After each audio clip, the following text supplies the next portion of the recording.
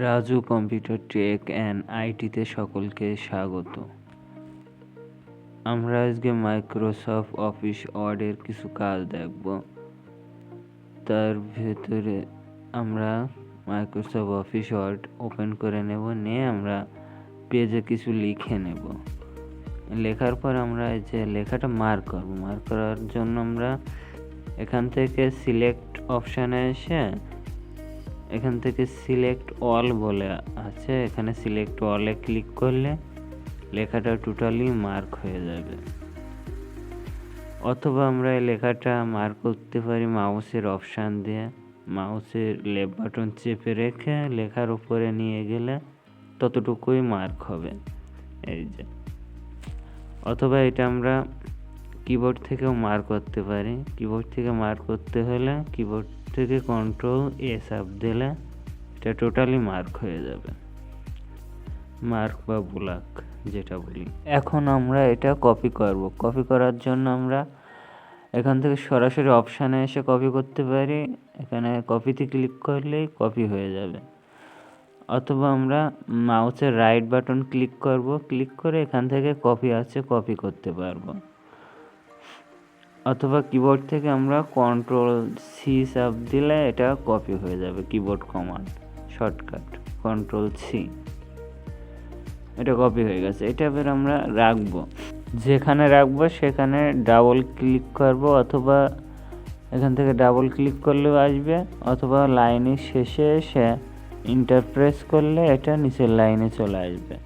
এখন এখানে রাখার জন্য আমরা ফার্স্টে যাব। এখান থেকে ফার্স্টে আসব, এখান থেকে ফার্স্টে ক্লিক করলে সরাসরি চলে আসছে। যতবার ক্লিক করব ততবার আসবে। অথবা এখানে রাইট বাটন ক্লিক করে ফার্স্ট অপশান আছে, এটাও দিলে আসবে। রাইট বাটন ক্লিক করে ফার্স্ট দিলেও আসবে। অথবা কিবোর্ড থেকে আমরা দিতে পারি Ctrl+V। Ctrl+V যতবার দেবো ততবার ফার্স্ট হবে। এভাবে আমরা ফার্স্ট করে নিতে পারবো। আর এই লেখাটা আমরা এক জায়গা থেকে আর এক জায়গায় সরিয়ে নেব, সেটাকে বলা হয় কাট। কাট করে সম্পূর্ণটা সরিয়ে নেব। তার আগে আমাদের লেখাগুলো মার্ক করে নিতে হবে। আর এখানে আমাদের পেজ আছে একটা, আমরা পেজ বাড়াবো। শেষের লাইনে এসে পেজ বাড়াবো। পেজে Ctrl+Enter দেবো, দিলে পেজটা আমার বেড়ে যাবে। এই যে পেজ বেড়েছে। আগে ছিল একটা, এখন 2/2 দুইটা পেজ আছে। আমরা 2 নম্বরে আছি, 2টা পেজ আছে, আর উপরে একটা আছে।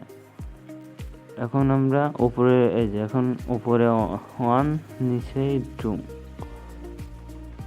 এখান থেকে আমরা দেখে নিতে পারি কোন নম্বর পেজে আছি, কয় নম্বর পেজে আছি আমরা, সেটা আমরা এখান থেকে দেখে নিতে পারবো। এখন আমরা এই লেখাগুলোকে আমরা কাট করে সরিয়ে নেব, নিয়ে আমি অন্য পেজে নেব। সেটার ক্ষেত্রে আমরা সিলেক্ট অল করলাম Ctrl+A দিয়ে। দেওয়ার পর এখান থেকে আমরা কাট বলে অপশান আছে, সরাসরি কাটে ক্লিক করলেও কাট হবে। অথবা রাইট বাটন ক্লিক করে কাট অপশান আছে, অথবা কিবোর্ড থেকে Ctrl+X দিলেও হবে। তো আমরা এখান থেকে সরাসরি কাট করে নিলাম। নেওয়ার পরে আমরা নিচের পেজে রাখবো। নিচে আমরা পেজে রাখবো, Ctrl+Enter দিলাম, নিচের পেজ চলে আসছে। আসার পরে আমরা এখানে রাখবো। এখানে ক্লিক করে কিবোর্ড থেকে Ctrl+V, অথবা আমরা এখানে ফার্স্ট অপশান আছে Ctrl+V দিলাম, এই যে চলে আসলো, ফার্স্ট হয়ে গেছে। Ctrl+V দিছি আর ফার্স্ট হয়ে গেছে। এভাবে আমরা সরিয়ে নিতে পারবো। এক পেজ থেকে আরেক পেজে লেখা আমরা সরাইয়ে এইভাবে নিতে পারবো। এই লেখাগুলো আবারও আমরা উপরের পেজে নেব, সেক্ষেত্রে আবারও মার্ক করে নেব। নেওয়ার পরে Ctrl+X দেব, কিবোর্ড কমান্ড Ctrl+X দিলে কাট হয়ে যাবে। দেওয়ার পর আমরা উপরের পেজে আসবো, এসে এখান থেকে Ctrl+V করে দেব, দিলে এটা চলে আসছে। এই লেখাগুলো আমরা নিচে নিতে গেলে প্রথম লাইনে কাটচারটা নিয়ে এসে এন্টার দিলে নিচে আসবে। এই যে প্রথমে কাটচার লাইনে শুরু থেকে ক্লিক করে এন্টার দিলে নিচে, আর ব্যাক স্পেস দিলে উপরে চলে আসবে। এইভাবে আমরা উপরে নিচে করে নিতে পারবো। লেখা অনেক সময় উপরে নিচে করার জন্য এটা ব্যবহার করতে পারবো। এখন আমরা যে কাট, কপি, পেস্ট এগুলো দেখলাম। আন্ডোর কাজ দেখবো। আন্ডোর কিবোর্ড কমান্ড হলো CTRL-Z। কিবোর্ড থেকে CTRL-Z চাপ দিলে আন্ডো হবে। আন্ডোর কাজ হচ্ছে পিছনো, এক স্টেপ করে পিছবে, আমরা পিছনে যে কাজগুলো করে আছি সেগুলোকে ফিরিয়ে নিয়ে যাবে।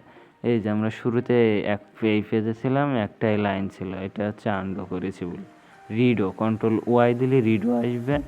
রিডোর কাজ হচ্ছে সামনে যে পর্যন্ত আমি কাজ করেছি সেই পর্যন্ত নিয়ে যাওয়া। এখান থেকে CTRL-Y দিলে রিডোর কাজ আসবে। এটা হচ্ছে কিবোর্ড কমান্ড। CTRL-Y আরও দিই, CTRL-Y দিলে এটা সামনে যে পর্যন্ত কাজ করেছে। এই যে এখানে আন্ডো, এটা আন্ডোর কাজ অপশান থেকে, আর এটা রিডোর কাজ সামনে নিয়ে যাবে। এখানে অপশান থেকেও দিতে পারি আন্ডো রিডো। এভাবে আমরা এটা আন্ডো রিডো করে নিতে পারবো। এখানে আমাদের 3টা পেজ আছে, এই 3টা পেজ আমরা তখন বাড়াইলাম, এই 3টা পেজ আমরা কমায় নেব। আমরা একটা পেজই রাখবো। সেক্ষেত্রে একটা পেজ রাখার জন্য আমরা শেষের পেজে আগে যেতে হবে। এখান থেকে আমরা এটা নিচে টেনে এনে শেষের পেজে আসবো। এসে শেষের পেজে ক্লিক করব। ক্লিক করার পর আমরা কিবোর্ড থেকে CTRL-ব্যাক-স্পেস দেব। দেওয়ার পরে পেজ কমবে। CTRL-ব্যাক-স্পেস দিলে একটা একটা করে পেজ কমবে। এভাবে আমরা পেজটাকে আবার একটা পেজে নিয়ে আসবো। এই যে এখানে লেখা আছে 1 by 1, এখান থেকে একটা পেজই আছে। আমাদের 3টে ছিল, 3টে থেকে একটাই নিয়ে আসছি। তাহলে আজকে আমরা যেগুলো দেখলাম আজ এই পর্যন্ত থেকে, বাকি আরও কিছু কাজ নিয়ে পরে পর্বে হাজির হব ইনশাল্লাহ।